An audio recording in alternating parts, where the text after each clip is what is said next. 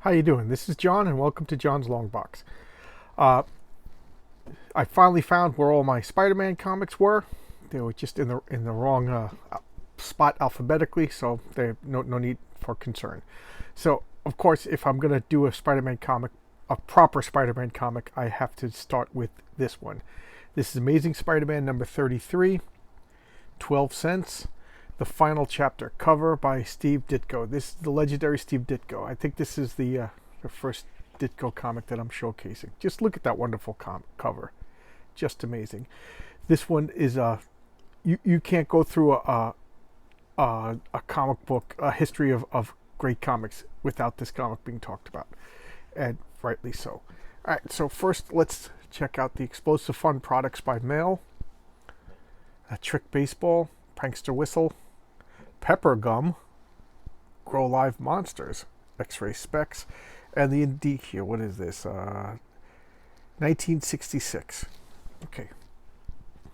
So the Amazing Spider-Man, the final chapter. So in the last issue, we found Aunt May is sick because Peter gave her a blood transfusion with his radioactive blood. I have something wrong with my mouth. Back in Amazing Spider-Man number 10. So it's having an adverse effect on her. And I always laugh because Aunt May is supposed to be like the frailest lady in the world, but she has survived more trauma than a brigade of Marines. You know, she was buried alive, all these diseases, thrown off buildings. Gee, you know, I just have to laugh at that. But anyway, this is Curt Connors. Curt Connors is better known as Spider-Man's villain, the Lizard. And he was working on some sort of way. He was studying lizards and reptiles because they could regenerate, and he lost an arm, so he's trying to regenerate his arm. And when he invented this serum, he tested it out on himself, and it turned him into a lizard human, like a were-lizard. But he came up with some sort of serum that should fix Aunt May's blood disorder. And there's the serum right here. And Spider-Man is trapped under tons of machinery. And I failed. Just now, when it counted the most, I failed. But I can't give up. I mustn't give up. I must keep trying. Scripted editing, Stan Lee. Plot and illustration, Steve Ditko. Bordering and lettering, Artie Semick. And reading and enjoying that old web spinner, you. That's me and you. We're reading and enjoying that old web spinner. So this is the setup. And this is, according to legend, Steve Ditko and Stan Lee started, well, they were already kind of, Steve Ditko was kind of already fighting with Stan Lee. And one of the things was he felt like there really didn't need to be any dialogue in this. The struggle was self-evident, and, you know, with the drawing and stuff like that. But of course, you gotta have dialogue. You know, I kind of agree with Stan Lee on this one. You don't have to fill it with dialogue, but some dialogue. So here he is. He's just trapped. He can't get out of it. I try to free myself, no matter how to. And look at it's just struggling, just struggling. He can't seem to break free.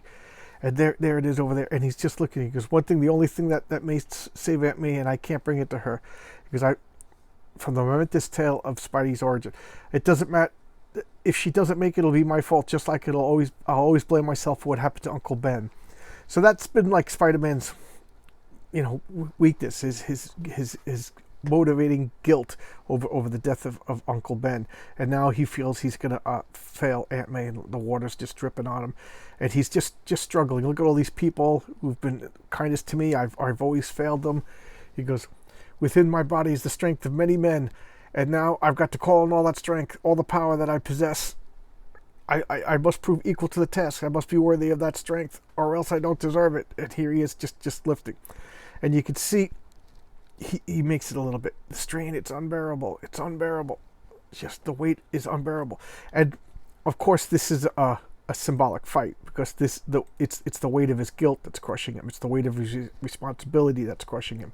And Peter feels that He feels like a loser. He feels like he's been failing, even though we know that he's been succeeding. But sometimes we're our own worst enemy, and poor Pete just feels the weight of the world on his shoulders. That's why this comic is so good. It's like the perfect metaphor. It's literally the weight of the world on his shoulders, and he's struggling and struggling to carry his burden. Little shots of the water dripping up. Steve Ditko's just a master. This would just make such a great scene. I don't know if any of the Spider-Man movies has done this scene. And the water's just dripping on him, and he's just talking and talking. I got to do it. And he's just lifting. Fantastic Four, House Ads, Marvel Click. This was a reprint comic, and I did it. I'm free. Look at that panel. That is just amazing. I don't care. Steve Ditko is just one of the greatest Spider-Man artists of all time. Look at that. And again, every time I show old Spider-Man, this guy's a powerhouse. He's not a wimpy little slip of a man that they keep showing it in modern Marvel. Treasure chest of fun. So a lot of goofy stuff. Giant-sized monsters. Okay, so here he is. Look at him. He's all beat up. He's limping over, and he's grabbing the medicine, and he's still limping. He got out of there, but wherever he is, I think he's down in like the sewers. And my time's running out. It's collapsing, and the water just. Not only did he have to lift that thing to get out, but there was a clock on him. This water is rushing in, it's filling up the room, and then there it is. The pressure of the water burst the ceiling or whatever, and now it's just flooding. So what does he do? He's just so tired. He's exhausted. Every muscle is burning. So he's just riding the water. Just look at that. Look at that. Just all the debris and everything. Spider-Man's just taking along with him because he's too tired to even fight it. Just go along. I'm through. There's air to breathe. He didn't even know where he was going. He had to trust. Something's grabbing me. War of Doc Octopus. He was fighting last issue. I forgot. Diving gear. Oh, they must have been investigating the crash. Well, they won't stop me. So now he has to fight underwater. He didn't even get a good. Spider-Man never catches a break, and that show, to me is the mark of a great character. Like this, the Spirit, Spider-Man, the Thing. Just, they never catch a break. It's just obstacle after obstacle after obstacle, and they struggle, and at the risk of alienating people. That's why I don't like Rey from the new Star Wars movie. She was just the best at everything. She barely struggled. Spider-Man never caught a break, and even if he succeeds, it's not for him. It's for Aunt May. He's sacrificing himself for someone else. Purple goons, Spider-Man coming out of the water. The hypno coin, hypnotize some chicks. They turn into Frankenstein. Okay, so here he is. He's just had enough, and look, he's just wailing into him. He just wades in. Look, knocks that guy down, hits him, and he's keeping the serum, the medicine away. Just clobbering, and they're hitting him. Remember, Spider-Man is exhausted. Normally, this would be short work of him, and he's punching the chin. They taking him out. I just love that these goons are getting the best of him, and of course that beating the crap out of him. He's getting down, and now he's thinking of Aunt May. Look, he's like borderline. He's seeing spots before his eyes. He's swinging wildly, and he's like, a man may lose, a man may be defeated, but it's no disgrace as long as he doesn't give up. So. And I'm not giving up. He's using his spider sense, and he's just fighting. I won't. And he's swinging. He doesn't even know that they're all knocked out. He's so delirious in pain and exhaustion and fatigue. He's throwing punches, and look, everybody's taken out. And here he is. And this is why people like Spider-Man. This is Spider-Man. Oh, man. And now he's making it up. And look at his body posture. Look at that body posture. This is an exhausted person. Spider-Man, you've got the serum. I need to finish the test. Everything is all checked out and ready for processing. I knew I could count on you. So, Kurt Connors is friends with Spider-Man. And unfortunately, Kurt Connors' alter ego, the Lizard, is enemies with Spider-Man. So that's why Spider-Man never really, Kurt is always there for him, always helps him, and I don't know if he's addicted to that Spider-Man serum or once it's in its cells, it unleashes like the Hulk. I kind of got to look that up. I don't really know. I just love all this, and here's Spider-Man helping. I'll need to see comparison. So he's got to test it against his own blood because it's his own blood that's causing the problem. So I don't know how magic science. I don't know how. Dr. Kurt Connors is making an antidote when he doesn't know, or maybe he I don't know. But well, look at the body language. He's doing it behind Kurt's back. What are you doing? It's all right. I just want to test on this blood sample. What blood sample? There isn't time to explain, but if the serum works on this, then it'll probably be effective on the patient too. How can you be sure it's the same type of blood? I can't explain, but it is. So, he ain't no fool. It works. The deterioration of the blood was instantaneous. It was instantly checked when the serum was applied, so that's good. He could go to Aunt May, so he grabs it and out the window. And here he comes, Aunt May. Spider-Man comes in the window. Nobody questioned that Spider-Man showing up with the medicine. Would you? Guy in a mask jumps through the window and claims he has the medicine to cure your aunt. So here he is. All the doctors are going around talking, and he's like, I can't stick around, and out the window. Here he is, climbing around. Oh, and now he's taking some young Scoop Parker fearlessly snaps the sleeping thugs who are sprawled. So now he goes back to the scene of the battle because he's got to take pictures. Remember, he's a crime scene photographer, but he didn't take the pictures at the time because he was hell-bent on saving Aunt May. And the crime reporter Frederick Foswell gets the urgent call. What did you say, Spider-Man? You want me to meet up right away? So Spider-Man's going to meet with the Daily Bugle crime reporter, and Peter Parker's the crime photographer. Better hold the front page for an extra, Mr. Jameson. I'm on my way to get a scoop from Spider-Man. An extra, music to my ears, And J. Jonah Jameson is, Stan Lee has a sense of humor. He kind of based J. Jonah Jameson on himself, and the character based on himself isn't the most likable, sympathetic character. In fact, he crossed the line into supervillain territory a few times. That's Betty Brant, that's the secretary, and that's one of Peter's many love interests. So here they meet up, they're talking, the cops come, and now he's taking pictures of the cops arresting Dr. Octopus's goons, henchmen, whatever you want to call them, minions. They're being unmasked, and he's the reporter getting the story while Spider-Man is getting the photographs for Peter Parker. As we saw a few issues ago, so here he is going away. The Master Planet gang captured, and the identity of the leader revealed in my paper as the first story. It's great, Foswell. I knew it. I knew you could do it. Better not praise him too much. He's liable to ask for a raise. But you should have gotten pictures. If only I had photos. He must have the story now. He'll be hungry for my photos. Darn leg. So here's Peter showing up. Remember, Spider-Man hurt his leg, and Peter's Spider-Man. So he's... Oh, there's Peter. What's going on? What's wrong? Peter.